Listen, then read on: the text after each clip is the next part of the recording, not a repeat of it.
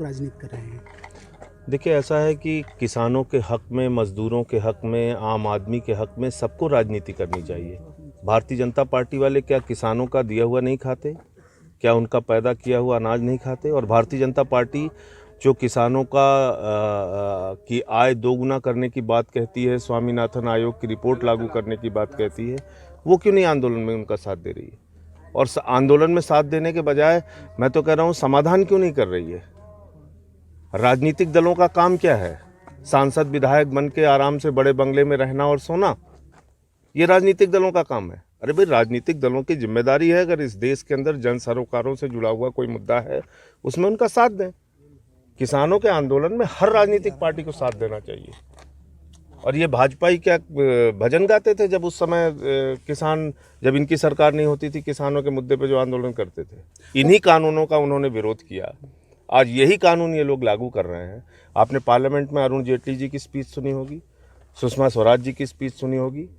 वो सारी स्पीच अब वायरल हो रही है कि भाई जिन कानूनों का आपने स्वयं विरोध किया, आज वही काला कानून आप लागू करने पे तुले हुए हैं। मैंने पार्लियामेंट में इसीलिए इसका विरोध किया था। मैंने माइक तोड़ा तो पूरी भाजपा ऊपर से लेकर नीचे तक रो रही थी। आप बताइए, किसानों की हड्डियां तोड़ी जा रही हैं, उन पे आंसू गैस के गोले छोड़े जा रहे हैं, उन पे मुकदमे लिखे जा रहे हैं, उनकी आंखें फोड़ दी जा रही हैं, और हर आदमी आपकी निगाह में आतंकवादी है। इस देश में किसान आंदोलन करे तो आतंकवादी है, छात्र आंदोलन करे तो टुकड़े टुकड़े गैंग है, बुद्धिजीवी आंदोलन करे तो अर्बन नक्सल है। मुख्यमंत्री योगी आदित्यनाथ ने अभी पत्रकार वार्ता की। उन्होंने कहा कि आम आदमी पार्टी ने इस नए कानून पे नोटिफिकेशन जारी किया था, उसके बावजूद आम आदमी पार्टी देखिए, क्यों विरोध कर रही है? झूठ बोलने की फैक्ट्री है भारतीय जनता पार्टी। आप और हम और इस देश का आम आदमी ये इतना समझदार है, कोई भी केंद्र सरकार का नोटिफिकेशन होता है, कोई भी कानून बनता है, उसमें किसी भी प्रकार का कोई बदलाव केंद्र सरकार ही कर सकती है। ये मुख्यमंत्री योगी आदित्यनाथ को भी पता है, और नरेंद्र मोदी को भी पता है, और भाजपा को भी पता है, इस देश के किसानों को भी पता है। अब आपको सुबह से शाम तक झूठ ही बोलना है तो उसका तो कोई इलाज है नहीं, आप झूठ बोलते रहिए। तो उनका कहने का मतलब है कि आम आदमी पार्टी ने एक समय सपोर्ट किया था, लेकिन अब वो आम आदमी पार्टी राजनीति के चक्कर में किसानों, मैं कह रहा हूँ किसानों के इस आंदोलन का, जिसमें 3 काला कानून है, मैं 1 मिनट में आपको समझा देता हूँ। आपने इस कानून में कहीं भी एमएसपी की गारंटी नहीं लिखी। अगर न्यूनतम समर्थन मूल्य से कम पर देश के किसान को पैसा मिलेगा तो वो कहीं किसी कोर्ट, किसी न्यायालय में जाकर न्याय नहीं मांग सकता।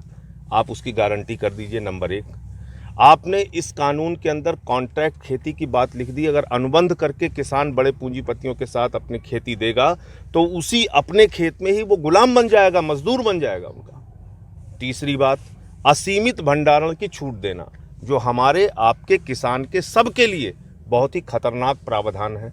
उसमें क्या लिखा है कि कोई भी बड़ा पूंजीपति, अब सामान्य सी बात है कि कोई छोटा किसान तो असीमित भंडारण कर नहीं सकता। बड़े बड़े पूंजीपति आएंगे, सस्ते में गेहूं, सस्ते में चावल, सस्ते में सब्जियां, सस्ते में फल, सस्ते में मक्का, सस्ते में दाल आपसे खरीदेंगे, उसका भंडारण करके रखेंगे। जब बाजार में उसकी कमी हो जाएगी तो महंगे दामों पर आपको बेचेंगे। तो देश में जमाखोरी, कालाबाजारी और महंगाई को इस कानून ने वैधता प्रदान कर दी है, इसलिए भी इसका विरोध होना चाहिए। सर, कल के भारत बंद पे स्टैंड क्या है अभी आम आदमी पार्टी पूरी तरीके से सड़क से लेकर संसद तक किसानों के साथ है, पहले भी थी, आगे भी रहेगी।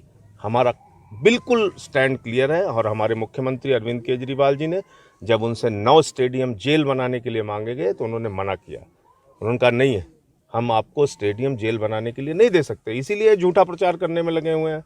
ये नोटिफिकेशन कर दिया, वो नोटिफिकेशन कर दिया। भाजपाइयों का यही काम है। हम लगे हुए हैं इस काम पे कि किसान का ये काला कानून वापस लिया जाए, और हम इस मुद्दे पे किसानों के साथ हैं। सभी राजनीतिक दलों को उनका साथ देना चाहिए। हर इंसान को जो अन्नदाता का पैदा किया हुआ अनाज खाता है उसको साथ देना चाहिए।